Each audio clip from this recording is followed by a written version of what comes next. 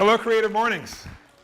Thank you for being here. Thank you, Ben and Hannah, for the invitation. I'm really honored and delighted. I've been stalking Creative Mornings for a couple of years and watching the videos, so it's great to be here. So it's Thursday morning, May 18th, 2013. It's 4:15 in the morning.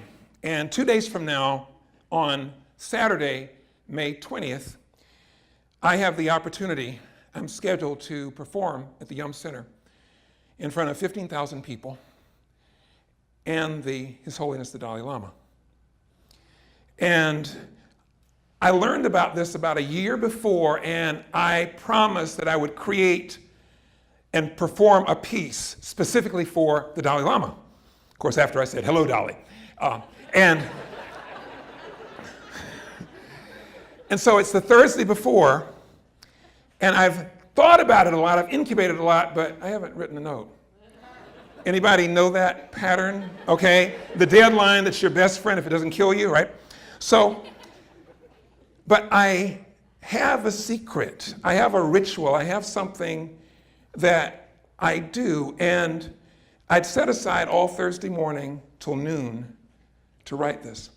So I wake up at 4:15 in the morning, and I go to my office, I sit in my chair, and I close my eyes, and I imagine in my mind, I go there, and in my mind it's Saturday, and I reflect on the Dalai Lama and the 15,000 people, and I feel as much love and compassion and connection as I can for them. And after a while, I'm immersed in soaking in this feeling of love and connection. And so I get to that place in my inner reality, and then I wait. So it's 5:15, an hour goes by. I'm still sitting in my room, in the chair, in the dark, in the silence. It's 6:15. It's 7:15. At 7:16, 3 hours and 1 minute after I sat down in the chair in my room, the piece comes, like toast out of the toaster. I review it a few times, listen to it, write it down, rehearse it in my mind, go back to bed. Okay, then get up and go about my day. I'm telling you that story because that story contains an element, a principle that's really, I believe, can jumpstart, activate your creative possibility in a way that you might not have ever dreamed was possible. So I've been a professional musician for, 40 plus years. I've been playing the piano for more than 50 years. And in my journey of music, in my relationship with music, I've gone through at least 4 phases. And you might relate to this because these are 4 common phases because they're about the motivators that drive us. So when I'm 5 years old, 6 years old, I have a neighbor who has a new puppy, and the puppy's name is Harper. And Harper's this little lab. And Harper's a puppy. You know, puppies are curious about everything. So she's trying to walk Harper, right? And Harper doesn't agree. Harper goes after the rabbit and goes after the squirrel and goes after the whatever, right? I was like that as a kid. So what drove me was curiosity. How many of you are driven by curiosity? It's really important to you. And so it's like, oh my God, this thing with all these black and white keys and, you know, and so that was the driver at first. And then as I got a little bit older, what drove me became excellence. I wanted to be as good as I possibly could. And any band nerds in here? Okay, so if you're a band nerd, I was also in the band. You know the one thing that happens when you're obsessed with music, or even a guitar nerd or whatever, you practice all the time, and it drives your parents crazy. Right? So I'm like all day, all night in my spare time playing the same thing over and over and over. But it was about pursuit of excellence. And I got a little bit older. It was more about, then it transformed to ambition. I wanted a career. I wanted to play with great people. I wanted to travel the world. I wanted all those things. And then after I'd actually begun to do that, I got to play with Dizzy Gillespie and Milt Jackson and Freddie Hubbard and Wynton Marsalis and all these people who were idols of mine. Then it turned into competition. I was going to kick your booty. That was my job.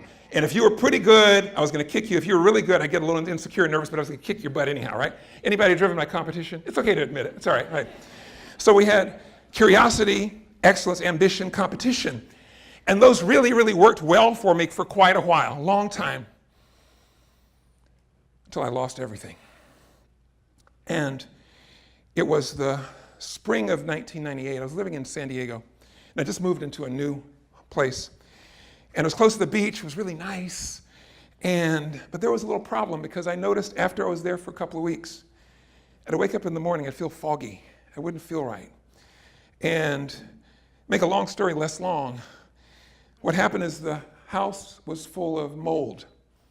And every morning, I got weaker and weaker and weaker and sicker and more lightheaded and dizzier and all that. And I also was suffering with traumatic brain injury because being 6'9" in a world designed for people 5'7" is dangerous. Okay, those doors that you don't even think about going under, right? So about 10 or 12 times over a 10-year period, I'd hit my head on a door or something like that, hard enough to have slurred speech for a few minutes. And so between the post-concussive trauma and the mold poisoning, by the middle of 1998, I weighed 187 pounds. Now, I weigh 237, okay? It's not a lot of weight for me, but it's a good weight. I weighed 50 pounds less than I do now. I was really, really sick. So I got out of the house, and I moved in temporarily into an extended stay hotel so that I could have a place to stay until I found somewhere else. And at that time, I was really, really scared because I'd sort of lost everything I thought I was. I lost my intelligence, my capacity to think clearly, I lost my creativity, I lost my physical vitality, I lost my musical proficiency, and it was a really rough time. And I remember one day I came back from the doctor and I came to the hotel and opened the hotel door and looked in the room. And now this will date this because I had a Macintosh desktop, not laptop computer, a desktop computer. And I had the computer there and I had a shoebox filled with business cards that I was going to input into my database. This was like pre-scanner days, right? And so I sit at the desk at the computer and I can't do it. I'm too weak, I'm too tired. I can't do it. And so I feel at that moment I've lost everything and I'm broken. And have you ever had a moment like that? And so what do you do when you don't know what to do? I issued a cry for help to whatever. You can call it God, source, universe, nature, whatever, but intuition. But I just said, help me. And I got this weird hunch. You ever got a weird hunch that turned out to be good? It was really weird. But the impulse I got was, okay, go sit on the bed, take the box, these cards, and just hold each card one at a time. And just think about that person and send them love. And that's what I did. I looked at each card and I thought about how we were the same and they were suffering too and whatever. And I just literally for, I don't know, hour and a half, couple hours, just sent each person love. And I'm sitting there on the bed with the box in my lap and the cards and tears start streaming down my face. And by the time I'm done with all the cards, now, I wish I could tell you I was healed, right? But it took 10 more years to restore my body, right? I wish I could tell you I went back and all of a sudden I could play and everything, but it took a long time. In fact, it took about 5 years to gain my proficiency back because at the worst moment of this, it took me 10 minutes to find a C major chord on the piano. That's what it was like. It took me about 5 years, and there's some things that never quite came back, both cognitively and musically. But I learned something incredible in that moment because that was the moment when everything changed for me because I'd been driven by curiosity and excellence and ambition and competition, and those drivers worked really, really well for me. But in this moment where everything was gone, everything I thought I was gone, I discovered two things that even in that moment, I could still choose love. I could choose to be an instrument of love. I could send loving intention to another human being. And the other thing I realized is that ultimately, that's all that matters. And so everything changed from that moment. I didn't get better instantly, as I mentioned, but the trajectory of my musical and personal and professional life began to change, where I used to really get off on playing for big crowds and that sort of stuff. That changed. I started playing for people one-on-one. I started playing for people who were sick or elderly or dying or despairing or little babies or kids or whatever. I started focusing more on the present moment. I started being kinder to people. And everything transformed from that moment in all of my life because finally I recognized the right relationship between creativity and compassion. You see, creativity is a capacity that all of us have that can be harnessed to any particular end. We can focus our creativity on creating a great community, or we can focus our creativity on building bombs. You can be a creative sniper, or you can be a creative nurse, right? You can use that creativity. And I think one of the pathologies of our civilization right now is that an incredible amount of human creative capital is being directed towards ends that are not for the highest good of all, right? You follow me? And at the same time, the right relationship between creativity, the mind, and compassion, the heart, is for the creativity to serve the compassion. Because what I discovered in that moment, in that chair, in that hotel room, when I had lost everything I thought I was that when I harnessed my creative activity and energy in service of compassion, then everything worked better. And so I started intentionally from that moment taking this energy of creativity, this energy of compassion, this energy of love, this energy of connection, and pouring that energy into everything that I did. And it changed my motivation, but most importantly, what it did is it opened up a gateway to a kind of absolute trust in that inner wisdom of the creative process. And so now, I've been here before with you, because for the last several days, I've been saturating my consciousness with being here to serve and love and connect with you. And as a result, the creative output, that is the talk, the presence and everything, emerges. So I'm more of a teacher than a talker. So I want to ask you a couple of questions. The first is I want you to reflect on, when are you most creative? What area does your creativity show up most fully? It might show like Tim with photography, or it might show with others in writing, or it might show up in, writing advertising copy, or whatever area you're working in, or whatever area you love. Where does your creativity thrive and shine? So take a moment with your neighbor, the person next to you, just have the lights up too, just for 30 seconds or so, and share with your neighbor, where does my creativity shine? Where do I love to express my creativity? Go ahead.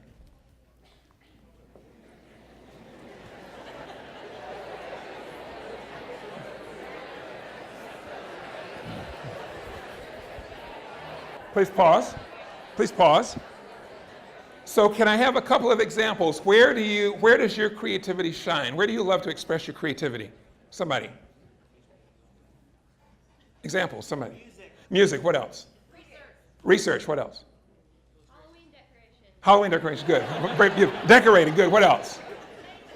Nature, good. What else? Brand development. Wonderful. Wherever you enjoy expressing your creativity, that's great. So now the second question. I want you to think about this question. What do you care about so much that it cracks your heart open?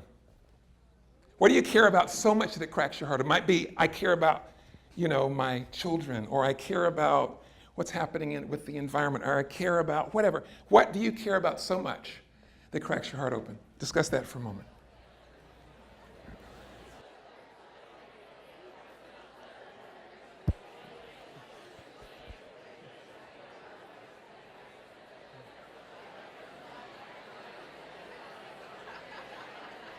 Please pause.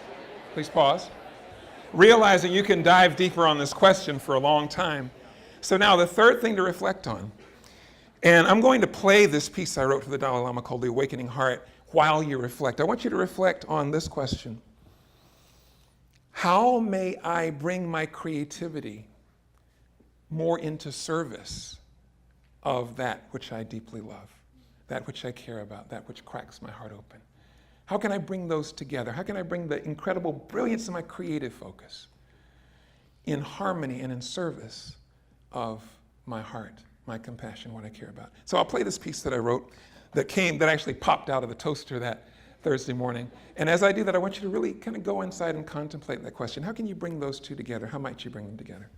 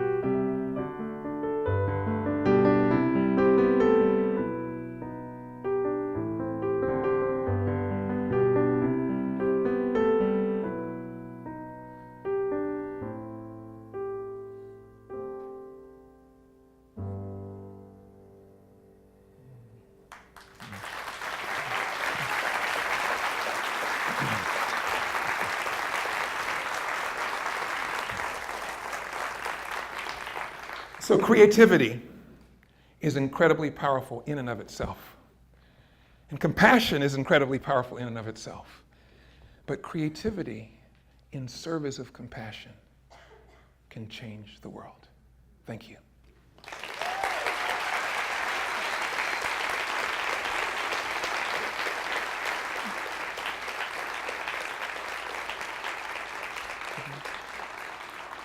So hang out up here. Oh, sure, yes. We'll do a little Q&A. Okay.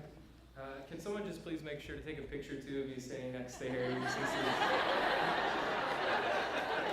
I was like big dog, little dog here. How tall are you? You're like 6'2", 6'3", right? Yeah. You didn't? I don't feel like that right now. Ben, that never felt short before, did it? Yeah. Yeah. Well, I had that experience once. I was in Phoenix, Arizona, and I used to get really ticked off when people asked me how tall I was, because I've heard it 75,000 times. But I was in Phoenix, Arizona. I was in this grocery store, and this dude walked by who was at least 7'2", and I found myself going, how tall are you? Moment of humility, you know. That's awesome. Well, that was an incredible talk. Thank you. Thanks so much. It reminded me of Andy Miller a year ago, who has a podcast called Creative Pep Talk, and how similar and aligned the talks were in the space. Really? Gave me chills. Wow. If any of you were here for that, just this whole idea around creative confidence and empowering people and encouraging people to use their creativity, because so many people have said no, or you're not good enough, or they failed Right. at a young age or in college and they just let it go. And so now someone in the room might be working in a large organization as a financial analyst and just went through this exercise, and I was like, those things aren't aligned. Right. What I'm passionate about, what I love in creativity, and sometimes it's connected to failure. And so I was curious if you had any insight or thoughts around how does one who's not currently in a creative or feels creative in their current career because of previous failure, how would you encourage them to take the next steps or explore some of those creative outlets that they might have just reflected on? Yeah, the first thing is to remember what E.E. Cummings, the poet, once said. He said, the greatest challenge, and I'm paraphrasing, this is an exact quote, the greatest challenge in life is to find and be yourself in a world that is conspiring to make you like somebody else, okay? So the first step is to recognize that no matter how broken or flawed you may feel you are, that inside the core of you, there is a unique gift, a unique voice, a unique something that is to be expressed through you. And when you begin to recognize and begin operating from that presupposition as opposed to the presupposition, give a great example. I do one-on-one work with people, and I have a client who is dyslexic. And she's had problems all of her life dealing with with print and these kinds of things. And we recognized that the seeming disability actually contains an incredible gift for visual thinking. And when she began, for example, instead of having a flat calendar, she has a 3D calendar. Calendar made of boxes, right? Monday, Tuesday, Wednesday. And that calendar is perfectly organized for her brain. So the question isn't, how smart are you? The question is, how are you smart? And when you find that, when you recognize that there is something in you that is unique and gifted, you begin to operate from that. That's the first thing. Number two, recognize that even if your job sucks, right? Even if you're doing something that feels like, like horrible, labor that you don't appreciate, right? Consider this possibility. Number one, it might suck because you're not supposed to be doing that, period. And that's certainly that's the case with a lot of folks, right? That might be a possibility, but here's the question, here's something to reflect on. We can look at life in a couple of ways. I call it creator-reactor. And if you look at a continuum from being totally reactive to, oh my God, I'm a victim of whatever happens to me and I'm helpless to do anything about it, to here, I'm a conscious creator of my own life, where do you fall on that continuum? And the question to ask yourself is, given this reality that I'm facing, what do I want to create? What do I want to create in the midst of this? What can this possibly call forth in me? So if you have a boss that's a jerk, that's domineering or whatever, you ask yourself, okay, what is this calling forth in me? Maybe it's calling forth the capacity for me to learn how to be more assertive. Maybe it's calling a capacity for me to create a support network that can serve me outside the workplace, okay? Or you have a challenge of some kind, you ask yourself the question, given this, what is it calling forth in me? Is it calling forth my best self or my worst self? Okay? So I think you begin looking at everything that happens to you in your life as, for example, my 10 years of illness, which was 10 years of real difficulty and struggle, taught me several things. Number one, it taught me how to communicate and listen to my body on a level that most people never dream of. It also taught me to appreciate vitality and health. It also taught me, through that experience I shared with you, to recognize that what is important for me in life is not necessarily the doing as much as the being. The doing emerges out of the being. The things that I do emerge out of that core intention to be an instrument of love and compassion. Does that help a little bit? Yeah. That's great. Good. I'm used to coaching people for months on the time or doing workshops and seminars that are days long, so condensing it can be difficult. What other questions might you have out in the audience? You want to raise your hand? See your hand. No. Everyone's still reflecting on all the wisdom. Right here? No, you're just like, yes. Is your mind stimulated? That's good. That's really good. One back here. When's your next workshop? If you are, I will get information to You put it on the email we send out afterwards. put your business cards in my box, okay? And I'll put you on my list. Yeah. Yeah. Now I hear speak without a shoebox Yes. afterwards. I guess my question is about how do you find balance, or how do you encourage people to find balance between taking care of sort of the daily things that need to get taken care of, like paying your rent or your mortgage and making sure there's food on the table, and then doing work also that feeds your soul. Because it seems like so often in our society those things are at odds. You can either do something that provides for your life, or you can do something that provides for your heart. You're right. Well, I think there's several ways to approach that. Number one, you're absolutely right. And for better or worse, your generation, the millennial generation, coming into your early adulthood during a really challenging economic time has made that even more critical. I think the first thing you need to do is to recognize that if you are feeling your heart pull you in a certain way, create structures in your life, even if it's like 1 hour a week with a dear friend at the coffee shop. It's time in your life to really give that desire voice, okay? So you don't completely choke it off, because if you try to choke it up, it's going to come back and come back and come back. So the first thing would be create some structure. It could be 15 minutes in the morning every morning, or it could be once a week at the coffee shop, but create a structure. Number two, begin thinking about your life, bless you, in seasons, so that, because you can have pretty much what you want, but you can't have it all at the same time, right? So you might say, okay, great. My objective for the next 3 to 5 years is to focus on doing the things I've got to do, mastering my capacity in this job, building my network, et cetera, with the launch plan of moving into that you desire. I mean, I know people who are very successful entrepreneurs who started when they were working a 10-hour job and they had a couple of kids and they only had like 1 hour to build this online business or this platform, et cetera. So the first thing I think is to give yourself permission and time to explore whatever that is, right? And number two, recognize that it may take a longer season. It may take 5 years until you can create both the financial and personal freedom to spend more time with it. You know, another thing that's really important, I think, is important to feed whatever that passion is. And if you can feed that passion by volunteering an hour a week, you know, or somehow connecting with other people who have a similar interest, it keeps it alive. What you don't want to have happen is you don't want it to die. Because if it dies, it comes back and haunts you. And then you go and you get drunk, or you go and you have an affair, or you go and you screw up your job, or you do something self-sabotaging because you're not feeding your soul. Okay? Yeah. I think it's great, and to add on to that, just the aspect of community. I feel like sometimes there's so many creatives who are trying to do things in isolation. Oh, absolutely. And when those things like compound on top of each other, you have no one to go to. So That's like it. Oh, that's calling it. that out, and being in community, and like sharing that with other people provides a sense of encouragement. And here's the paradox. If you're a creative, you know that creative energy is fed in solitude, right? You can't write the next great symphony in a committee. You can't do the painting, right? You can't do that. And I mean, I'm an introvert who has an extrovert calling. I'm an introvert who's called to be with people. I'm also an only child, and when you're an only child, like, you develop lots of invisible friends and stuff to keep you company, right?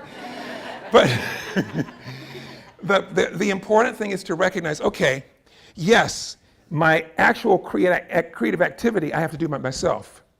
But I'm also a human being, and human beings are built and wired and designed to thrive in community and village. And so if you want to optimize your own creative potential, it is absolutely essential that you build a village. That village may be 3 people that you meet at Heine Brothers every third Thursday or whatever. But I mean, what I would do, for example, for many years when I would travel a lot, I traveled over like 120,000 miles over 3 or 4 years to go to workshops all over the country in different domains.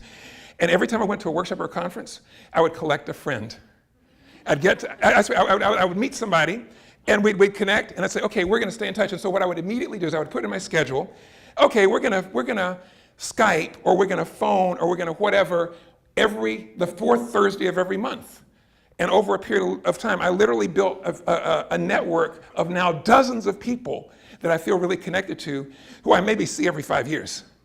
But we have a common values, we have common aspirations, and there's a real connection. One person I talked to just the other day, we actually talked on the phone. She lives in Oregon.